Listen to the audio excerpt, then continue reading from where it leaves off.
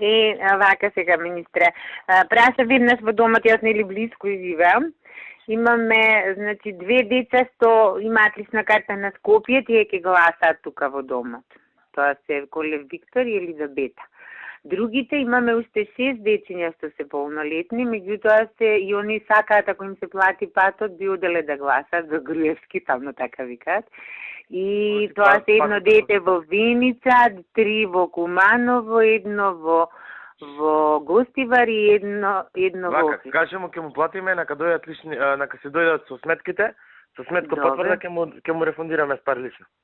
Не, јас и од домот ќе им платам, само да знаете, ви реферирам дека 6 дета ќе ги пуштиме некој да гласаат на место на живење кај ти ми одговараш за 8 гласачи. А овие двете ќе гласаат тука, да.